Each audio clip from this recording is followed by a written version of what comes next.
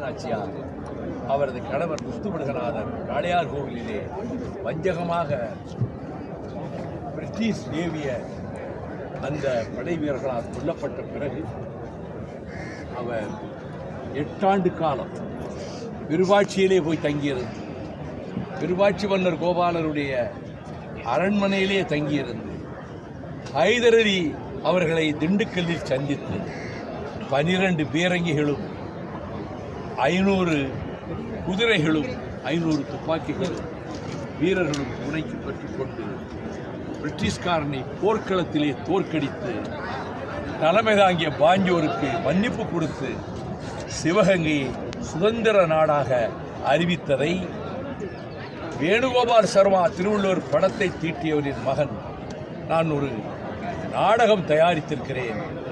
அதிலே நாட்டிய நாடகமாக அதை அமைப்பதற்கு உதவ வேண்டும் என்று வந்தபோது நான் சென்னையிலேயே 2 முறை பெரும் எங்கள் பொருட்செலவிலே அதை நாங்கள் நடத்தினோம்.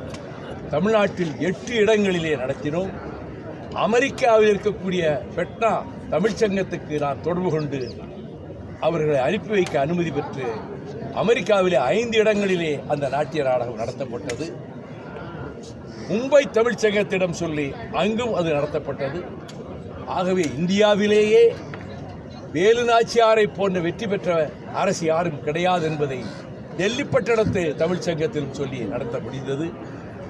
இது தம் நாட்டு கோடிக்கணக்கான மக்களுக்கு இந்த தியாகமும் வீரமும் போய் சேர வேண்டும் என்பதற்காக அன்று நான் முன்னெடுத்தது.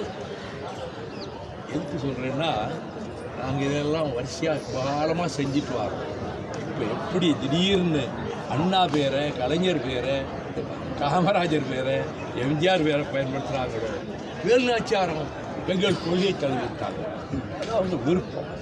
ஆனால் நாங்கள் முறையாக எங்கெங்கு கொண்டு போய் அண்ணாவின் புகழை சேர்க்க வேண்டுமோ, அவருடைய லட்சியங்களை சேர்க்க வேண்டுமோ, திராவிட இயக்கத்தினுடைய நெறிகளை சேர்க்க வேண்டுமோ, அதை செய்கின்ற பணியிலே இடைவிடாது போராடி கொண்டிருக்கிற இயக்கம் எங்கள் மறுமலர்ச்சி திராவிட முன்னேற்ற கழகம்.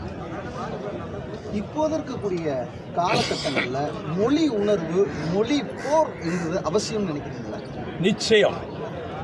அன்றிருந்த ஆபத்தை விட 67க்கு முன்பு படையெடுத்து வந்த ஆபத்தை விட மிக பேரபாயம் இங்கே RSS இயக்கமும் இந்துத்துவா சக்திகளும் பிஜேபியை முகமூடியாக வைத்துக்கொண்டு தமிழ்நாட்டுக்குள்ளே பிரவேசிக்க முயல்வது, எந்த கொள்கைகளுக்காக இரத்தமும் கண்ணீரும் வியர்வையும் சிந்தி 75 ஆண்டுகளுக்கு மேலாக திராவிட இயக்கத்தை பாதுகாத்து வந்ததோ இந்த தமிழ்நாடு, இங்கே அவர்கள் இதை திணிக்க முயல்கிற போது முன்னை விட வீறு கொண்டு வேகமாக எதிர்க்க வேண்டிய கடமை இருக்கிறது என்பதை திராவிட இயக்கத்திலேயே வார்ப்பிக்கப்பட்டவர்கள் அனைவருடைய மனதிலும் அதை ஏற்படுத்த வேண்டும் என்ற கடமை உணர்வோடுதான் நாங்கள் போராடி கொண்டிருக்கிறோம். அதை நிலைநாட்ட முயற்சிக்கிறோம். நாங்கள் வெற்றியும் பெறுவோம். இந்தியா கூட்டணி, அதாவது திமுக தலைமையிலான கூட்டணி கடந்த 5 ஆண்டுல என்ன செஞ்சாங்க? செஞ்சத்தை சொல்லி வாக்குகள் சேகரிக்க முடியறாங்க. பிஜேபி எதிர்ப்பு ஒற்றை வார்த்தையை சொல்லி வாக்குகள் சேகரிக்க முயல்கிறார்கள் என்று குற்றம் சாட்டாங்க. குற்றச்சாட்டுகளை சொல்றவங்களுக்கெல்லாம் நான் பதில் சொல்ல தயாராக. எல்லை மீறி பேசுகிறார்கள், தன்னடக்கமின்றி பேசுகிறார்கள்.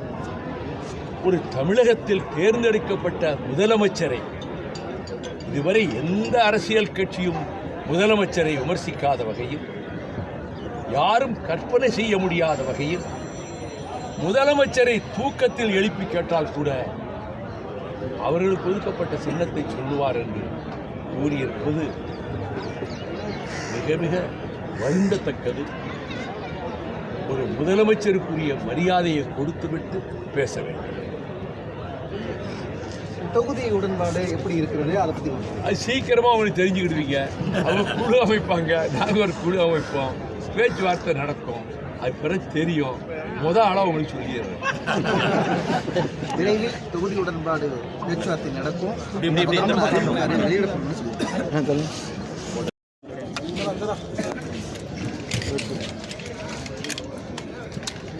மைக்க முடி ஃபர்ஸ்ட் கோலமலா ரெடி.